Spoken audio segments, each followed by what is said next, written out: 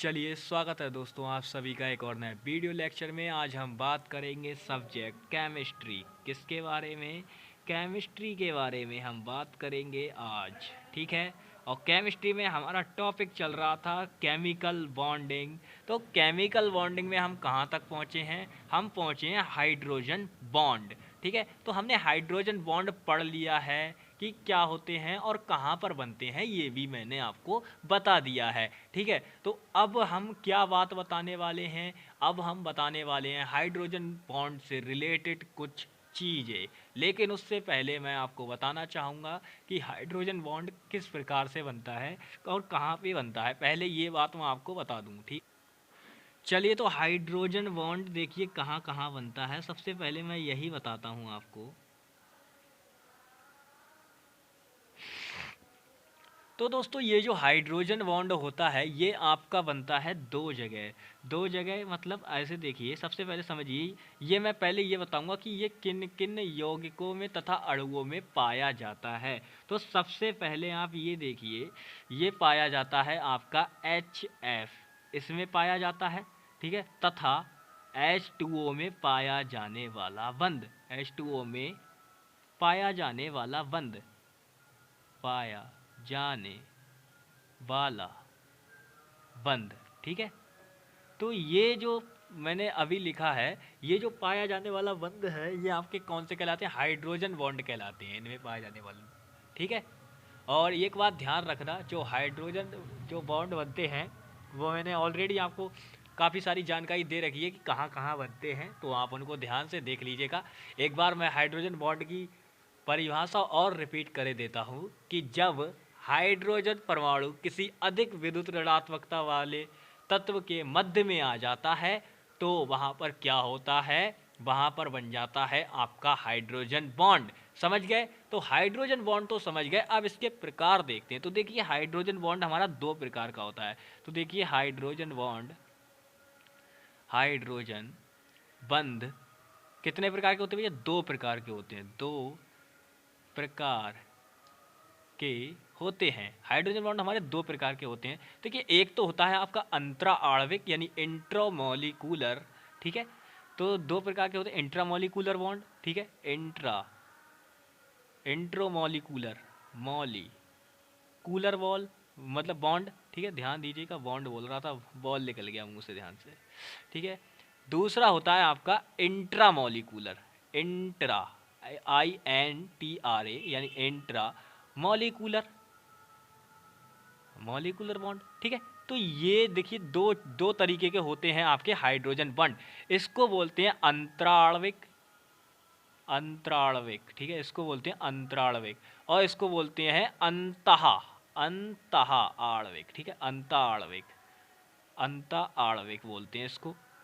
तो ये बातें समझ लीजिएगा दोनों, ठीक है। एक होता है अंतः आणविक, एक होता है अंतरा आणविक। इनमें क्या होता है, तो चलिए पहले हम इनको ही देखते हैं कि किस तरीके से होता है। देखिए, पहले हम अंतरा आणविक की संरचना बताएंगे, लेकिन मैं अगर आपको बताना चाहूँ कि जो जल तथा यानी H2O और HF में बनने वाला जो बॉन्ड होता है वो हमारा क्या कहलाता है? वो हमारा कहलाता है यानी कि अंतरा आणविक हाइड्रोजन बॉन्ड। समझ रहे हो? अंतरा आणविक हाइड्रोजन बॉन्ड हमारे कौन से होते हैं? H2O में और HF में पाया जाने वाला बंध, यानी कि ये दोनों जो आपके सामने तत्व लिखे हुए हैं, यानी कि ये दोनों जो यौगिक आपके सामने लिए गए हैं, यही हमारे क्या होते हैं? अंतः आणविक हाइड्रोजन, अंतरा हाइड्रोजन, ठीक है, अंतरा आणविक हाइड्रोजन बंध के ये दोनों उदाहरण आपके हो जाएंगे। समझ रहे हो? लेकिन सबसे पहले हम चलिए इसकी परिभाषा लिखते हैं। किसकी लिखते हैं? अंतरा आणविक की लिख रहा हूं मैं, इस बात का ध्यान रखिएगा। तो देखिए, अंतरा आणविक में क्या होगा? जब दो या दो से अधिक अणुओं के मध्य हाइड्रोजन बॉन्ड बनता है। देखिए, सीधी बात, सबसे पहले इसकी परिभाषा, इसका ये जो शब्द है ना, अंतरा आणविक बॉन्ड यानी अंतरा आणविक बंध, इसी से इसकी डेफिनेशन निकल आएगी। आप इसी से डेफिनेशन बना लोगे। सबसे पहले देखो, अंतर, अंतर माने हो जाएगा मध्य में, आणविक माने अणुओं के, यानी दो से या दो से अधिक अणुओं के मध्य बनने वाले बंध को क्या कहते हैं? हाइड्रोजन बॉन्ड कहते हैं। यानी कि यहाँ पे आप इस तरीके से लिख सकते हैं कि जब दो या दो से अधिक अणुओं के मध्य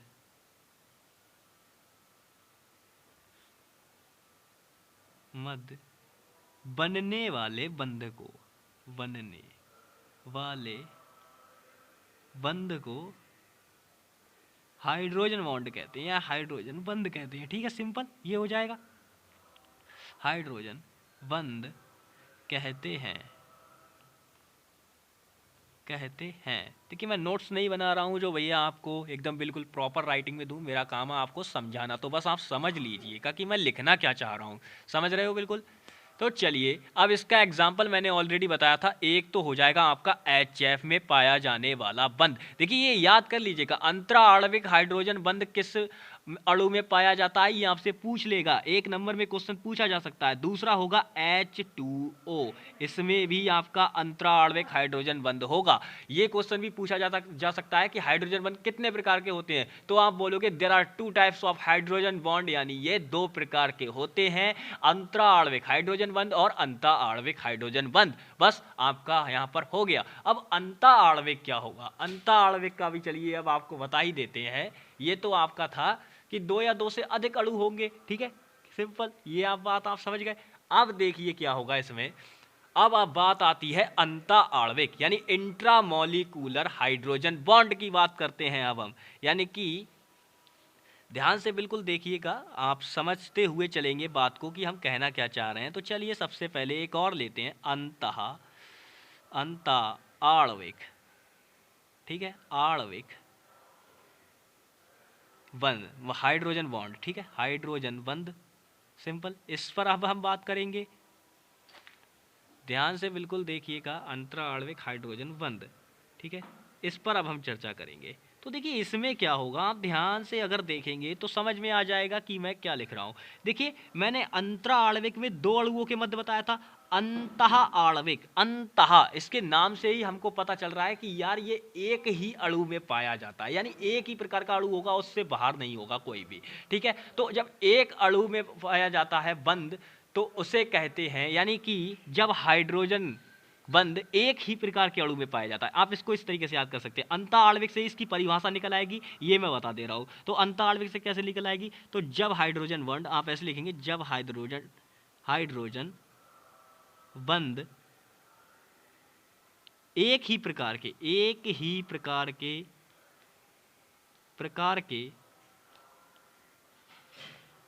अणु में पाया जाता है, अणुओं नहीं लिख रहा हूं इसी चक्कर से मैं, ठीक है, अणु में पाया जाता है, क्योंकि आपको भी अणुओं नहीं लिखना है, अणु में पाया जाता है, तो वहां कैसा बॉन्ड होता है, तो ये कैसा बॉन्ड, हाइड्रोजन बॉन्ड कहलाएगा आपका, तो ये कहलाएगा अंतः आणविक हाइड्रोजन बंध कहलाएगा आपका, ठीक है, अंतः आणविक हाइड्रोजन बंध कहलाएगा, बंध होगा, सिंपल, बस हो गया, इतनी डेफिनेशन है। अब देखिए, अब इसके एग्जाम्पल्स मुझे बनाकर दिखाने पड़ेंगे, यानी कि ऑर्थोनाइट्रोफेनॉल, ऑर्थोनाइट्रोफेनॉल पढ़े हो, इसमें पाया जाने वाला जो बंध होता है वो कैसा होता है, वो होता है भैया हमारा अंतः आणविक बंध होता है, ठीक है। तो चलिए अभी मैं आपको इसकी संरचना बनाकर दिखाता हूँ कि किस तरीके से होता है ये, ठीक है, बस आप ध्यान से देखिएगा, बिल्कुल आप समझते हुए चलेंगे कि किस तरीके से बनेगा। बेंजीन की संरचना तो देखी ही होगी सबने, बेंजीन की संरचना, ठीक है। तो बेंजीन की संरचना अगर नहीं देखे हो तो भैया बेंजीन की संरचना आपको बनानी आनी चाहिए, ठीक है। ऑर्थोनाइट्रोफेनॉल में पाया जाने वाला जो बंध होता है वो कैसा होता है भैया आपका, ये संरचना बनाना सीख लो, क्योंकि अगर अंतः आणविक हाइड्रोजन बंध की अगर बात की जाएगी तो ये जरूर पूछ लिया जाएगा, उसका स्ट्रक्चर आपको बनाना होगा, ये बात ध्यान रखना। तो स्ट्रक्चर बनाना होगा, तो चलिए सबसे पहले हम इसी को देखते हैं, और इसके बाद हमारा नेक्स्ट टॉपिक होगा ओवरलैपिंग। ओवरलैपिंग से ही समझ गए होंगे कि मैं अतिव्यापन की बात कर रहा हूँ, और अतिव्यापन तो कक्षकों के मध्य होता है। लेकिन उससे पहले अपने टॉपिक को ना बदलते हुए अपनी बात पर चलते हैं। तो चलिए, बेंजीन की संरचना किस प्रकार की होती है, कुछ इस टाइप की ऐसी होती है ना, यानी कि ऐसे ऐसे ऐसे ये होता है ना, बिल्कुल ऐसे ही, बिल्कुल ऐसा ही होता है, बिल्कुल। अब देखो यहाँ पर ये इस टाइप से हो जाएगा, ठीक है, इस टाइप से जब ये हो जाएगा तो यहाँ पर एक OH होगा, ठीक है। पेंटेनॉल की जो संरचना होती है वो इस तरीके की होती है और यहाँ पे NO2 हो जाएगा आपका। अब देखिए यहाँ पर ये चीज़ आपने देख ली। अब इससे क्या बनेगा, इससे आपकी एक संरचना तैयार होगी, वो कुछ इस टाइप की होगी। ध्यान से देखना बिल्कुल, अगर एक भी पॉइंट मिस कर दिए तो समझ नहीं पाओगे बिल्कुल मैं क्या बता रहा हूँ। ठीक है, ये इस तरीके से होगा। ठीक है, और इसमें ये तो देखिए छल्ला तो आपको बनाना होगा, छल्ला तो आपको बनाना होगा, ये तो मेन है। अब देखो भाई, अब ये किस तरीके से, ये जो है ये किस तरीके से खुल जाएगा, इसको देखना ध्यान से बिल्कुल, इसको ध्यान से देखना। ये जो O होगा ये यहाँ आया, अब यहाँ पे देखिए इस प्रकार से ये H।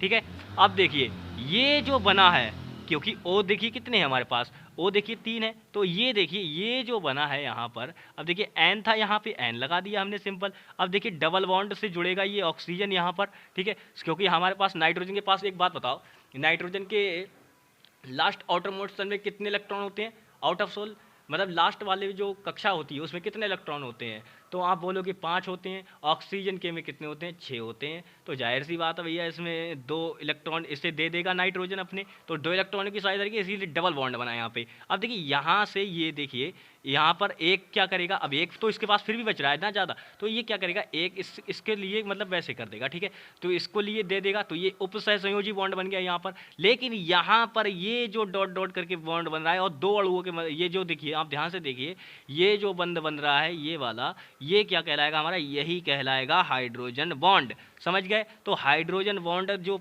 ये वाला जो है ये कहलाता है हमारा कौन सा, अंतः आणविक हाइड्रोजन बॉन्ड, यानी इंट्रामोलिकुलर हाइड्रोजन बॉन्ड आपका कहलाएगा ये। तो ये संरचना आप याद कर लो, किसी भी तरीके से अपने दिमाग में बैठा लो, बिल्कुल भूलना नहीं है। अगर अंतः आणविक हाइड्रोजन बॉन्ड पूछा जाए तो आप देखते ही बता दोगे। तो चलिए अब अपना नया टॉपिक शुरू करते हैं, अतिव्यापन यानी ओवरलैपिंग क्या होती है।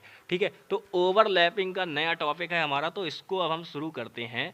चलिए ओवरलैपिंग, ठीक है, ओवरलैपिंग शुरू करते हैं। ओवरलैपिंग को हिंदी में बोलते हैं अति व्यापन। ठीक है, अति व्यापन बोलते हैं, और इसे इंग्लिश में बोलते हैं ओवरलैपिंग, लैपिंग। ठीक है, ये होता है सिंपल। अब देखिए इसमें क्या होगा, ओवरलैपिंग में क्या होगा, तो देखिए ओवरलैपिंग में क्या होता है हमारा, ये निम्न प्रकार की होती है। जैसे ओवरलैपिंग में क्या होगा कि 2 कक्षक आपस में टकराएंगे, उनके बीच आपस में टकराव होगा, तो कुछ परिवर्तन यानी कि कुछ बॉन्ड बनते हैं, तो जिससे जो मिलकर जो भी बॉन्ड बनते हैं उन्हीं को हम क्या कहते हैं, अतिव्यापन की क्रिया कहते हैं। ठीक है, तो ये किस प्रकार से होता है, तो ये निम्न प्रकार से होता है। लेकिन उससे पहले मैं एक और बात बताना चाहूँगा, तो उस क्वेश्चंस को हम बाद में सॉल्व करेंगे, जब भी हम इस पर लास्ट, जब हम इस चैप्टर को करेंगे तब बात करेंगे। लेकिन सबसे पहले ओवरलैपिंग की ये बात समझ लीजिए। तो मैंने ये बात बता दी आपको, ओवरलैपिंग में क्या होगा, 2 कक्षकों के मध्य सिरों के मध्य अतिव्यापन हो, या किसी भी प्रकार से हो सकता है, 2 कक्षों के मध्य टकराव होता है। ठीक है, अब ये किसी भी प्रकार से हो सकता है, या तो आपसे ये साइड वाइज भी हो जाएगा, यानी कि पार्श्वीय अतिव्यापन भी हो सकता है, और हेड टू हेड अतिव्यापन भी हो सकता है, यानी कि सिरों के बीच ओवरलैपिंग भी हो सकती है। अतिव्यापन ये 2 प्रकार का होता है, एक तो सिरों के बीच होता है और एक साइड वाइज होता है, जिसे हम पार्श्वीय अतिव्यापन बोलते हैं। ठीक है, तो सबसे पहले अब हम देखिए एक बात अब हम कर रहे हैं, यहाँ पे अतिव्यापन का ही क्रिया बना रहे हैं आप, तो ध्यान से देखिएगा। पहले अतिव्यापन क्रिया हम बना रहे हैं यहाँ पे, सबसे पहले मैं बना रहा हूँ एस अतिव्यापन। ठीक है, यानी कि एस कक्षक अतिव्यापन किसके साथ कर रहा है, एस कक्षक के ही साथ, यानी कि 2 एस कक्षकों को मिलाने पर सिरों के बीच, ठीक है, 2 एस कक्षक, अब देखिए एक एक्स कक्षक यहाँ है, एक एस कक्षक यहाँ है, यानी कि दोनों एस ऑर्बिटल हैं। तो देखिए इसकी परिभाषा कैसे लिखेंगे, एस अतिव्यापन अगर लिखने को आ जाए तो किस तरीके से लिखोगे, तो लिखोगे आप 2 एस कक्षकों को आपस में मिलाने पर या आपस में मिलने पर इनके मध्य ध्यान से देखना बिल्कुल क्या लिख रहा हूं, इनके मध्य सिरों के बीच अतिव्यापन होता है, सिरों के बीच अतिव्यापन होता है, जिसको एस अतिव्यापन या ओवरलैपिंग कहते हैं, कहते हैं, सिंपल। अब देखिए, ये तो मैंने आपको डेफिनेशन लिख दी है, लेकिन इससे आगे वाले की मैं डेफिनेशन नहीं लिखूंगा, ये बात आपको ध्यान रखनी है। उसको बिल्कुल मैं बस समझाऊंगा तो आप समझते चलना। ये मैंने डेफिनेशन सिर्फ इसीलिए लिखी थी क्योंकि इसी के आधार पे आगे की डेफिनेशन हमारी बन जाएंगी। तो चलिए सबसे पहले मैं एस कक्षक यानी कि बना के दिखाता हूँ। एक बात बताओ, ये आपको बताना होगा, बताओ एस कक्षक की आकृति कैसी होती है हमारी। तो आप बोलेंगे कि जो एस कक्षक की जो आकृति होती है वो कैसी होती है भैया, आपकी ऑब्रिकल शेप का होता है, यानी कि अंडाकार आकृति होती है हमारी। तो चलिए एस कक्षक को सिंपल हम बना लेते हैं। तो एस कक्षक को अब हमें कितने एस कक्षक चाहिए, हमें 2 एस कक्षक बनाने हैं, तो सिंपल हम 2 एस कक्षक बना लेते हैं। उसके बाद हम आगे की प्रक्रिया आपको बताएंगे कि एस अतिव्यापन, यानी कि 2 एस कक्षकों के मध्य अतिव्यापन को क्या कहते हैं, एस अतिव्यापन कहते हैं। तो किस प्रकार से होगा, एक तो देखिए अंडाकार आप ऐसा बना दो, एक ऐसा बना दो। तो अब देखिए, अब इन दोनों के मध्य जब अतिव्यापन होगा तो क्या होगा, तो ये इस टाइप का हो जाएगा, ऐसे करके सिरों के मध्य, यानी कि इस टाइप से, समझ रहे हो।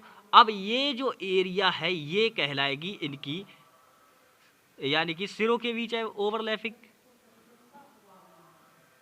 बीच ओवरलैपिंग, ओवरलैपिंग, ठीक है। और एक बात ध्यान रखना, जब यहां पर देखिए सिग्मा बॉन्ड बनेगा, यहां पर ये बात भी ध्यान रखना, यानी कि एस कक्षकों के मध्य जब ओवरलैपिंग होती है तो सिंगल बॉन्ड बनता है, जिसके कारण क्या होता है, यहाँ पे आपका सिग्मा बॉन्ड बन जाता है। और ये सिग्मा बॉन्ड का साइन है, इसको आप ऐसे भी लिख सकते हो, सिग्मा बॉन्ड ऐसे भी लिख सकते हो आप, ठीक है। तो ये क्या था, ये एक एस कक्षक था, ये एक एस कक्षक था, ये भी एक एक रहा, ठीक है। समझ गए आप, इतनी बात समझ गए। चलिए अब दूसरी चीज देखते हैं, एस पी अतिव्यापन देखते हैं, यानी दूसरा एस पी अतिव्यापन है। अब इसकी मैंने बोला था कि मैं आपको डेफिनेशन नहीं लिखूंगा। अब देखिए उसमें क्या था, आप ध्यान से यहाँ पर देखते ही समझ जाएंगे कि यहाँ पर किसकी बात हो रही है, एस कक्षक और पी कक्षक की जब यहाँ पर बात हो रही है तो हमें क्या लेना है, हमें बात करनी है जब एक एस कक्षक तथा एक पी कक्षक आपस में मिलते हैं तो वहाँ पर एस पी अतिव्यापन होता है, समझ रहे हो। अब जब एस पी अतिव्यापन होता है तो देखिए मैंने क्या बोला, एस कक्षक कैसा होता है, हमारा अंडाकार होता है, और हमारा पी कक्षक कैसा होता है, वो आपको पता है भैया, डंबलाकार आकृति का होता है, कुछ इस तरीके के शेप का। अब देखिए इनकी जो क्रिया होगी, यानी कि अब इनके मध्य लड़ाई करा दो, इनके मध्य क्या करा दो, लड़ाई करा दो आप। ये आपका एस था, ये आपका पी था। अब इनके मध्य जब आप लड़ाई कराओगे तो किस तरीके की लड़ाई होगी, तो लड़ाई जो होने वाली है वो इनके बीच कुछ इस तरीके की होगी भैया, इस तरीके की हेड टू हेड ओवरलैपिंग जब हो जाएगी तो यहाँ पर भी जो बनने वाला जो बंद होगा वो किस प्रकार का होगा, सिग्मा बॉन्ड बनेगा, यहाँ पर भी भैया आपका, समझ रहे हो, यहाँ पर भी सिग्मा बंद बनेगा, समझ गए बिल्कुल। ये ओवरलैपिंग भी आई होप कि आपको समझ में आ गई होगी किस प्रकार की हुई है। चलिए तो अब देखते हैं अपना P और P कक्षकों के मध्य अतिव्यापन। अब ये दूसरी चीज़ है भाई, इसको भी देखना बहुत ज़रूरी है। क्या है ये है आपकी PP अतिव्यापन, अतिव्यापन, ठीक है, इसको भी देखना बहुत जरूरी है, ये भी बहुत बेहतरीन है। तो चलिए जब दो पी कक्षकों के मध्य आपस में ओवरलैपिंग होती है, यानी कि मध्य अतिव्यापन होता है, तो वो क्या कहलाता है, पी पी अतिव्यापन कहलाता है। अब ये पी पी अतिव्यापन का मतलब है 2 पी कक्षक मिलेंगे, यानी कि 2 पी कक्षक मिल रहे हैं, तो ये ध्यान रखना इनके मध्य 2 तरीके की ओवरलैपिंग होती है। एक तो पार्श्वीय अतिव्यापन होता है इनके साथ, और एक होता है हेड टू हेड वाली, आप समझ गए होंगे वो कौन सी होती है। तो चलिए सबसे पहले इनके सिरों में सिर टकरवाते हैं और इनकी खोपड़ी में कराते हैं दर्द। तो मान लो ये आपका एक पी कक्षक, ठीक है, और ये एक पी कक्षक, ठीक है, 2 पी कक्षक मिले। तो ये देखिए ये तो हो गई इनकी कैसी, ये हुई है भैया इनकी मीद हेड टू हेड ओवरलैपिंग, मैं यहाँ पर लिख दे रहा हूँ, ये हेड टू हेड वाली है, ठीक है, हेड टू हेड वाली जब ओवरलैपिंग हुई है यहाँ पर, तो देखिए इससे क्या होगा, इससे होगा यूं कि यहाँ पर केवल केवल बनने वाला बंद कैसा होगा, सिग्मा बंद बनेगा। ठीक है, अब देखिए यहाँ पर इन कक्षकों में पार्श्वीय अतिव्यापन किस प्रकार से हो सकता है, क्योंकि ये दोनों एक ही प्रकार के हैं और दोनों डंबलाकार आकृति है। जब डंबलाकार आकृति है तो इनके मध्य पार्श्वीय अतिव्यापन हो सकता है। देखिए कैसे हो सकता है, दूसरे हेडिंग डाल के मैं यहाँ पर बता दे रहा हूँ, यहीं पर छोटा सा, ज़्यादा बड़ा नहीं बनाऊंगा। तो देखिए ये आपका एक पी कक्षक हो गया, ये आपका दूसरा पी कक्षक हो गया। ठीक है, तो देखिए आप ध्यान से देखिए, इस तरीके से नहीं, इस तरीके से बनेगा, इस ध्यान से देखिएगा, बिल्कुल इस तरीके से ऐसे करके, ये वाला सही है, ये वाले पे नहीं, ये वाला गलत है। ठीक है, तो अब इसमें देखो ध्यान से, इसमें क्या देखना है तुम्हें, एक तो यहाँ पे ओवरलैपिंग हुई और एक यहाँ पे ओवरलैपिंग हुई। तो देखिए यहाँ पर दो जगह जब ओवरलैपिंग हुई है तो यहाँ पर बनने वाला जो बंद होगा वो कैसा होगा भैया, एक पाई, अब ये बनेगा भैया आपका पाई बॉन्ड। कैसा बनेगा, पाई बॉन्ड बनेगा यहाँ पर। अभी देखिए पाई बॉन्ड और सिग्मा बॉन्ड में भी अंतर आपको बताया जाएगा, वो कल की वीडियो में हम चर्चा करेंगे उस पर। लेकिन सबसे पहले आप ये जान लो ये कैसी अतिव्यापन हुआ है इनके मध्य, पार्श्वीय अतिव्यापन हुआ है आपका। कैसा हुआ है, पार्श्वीय अतिव्यापन।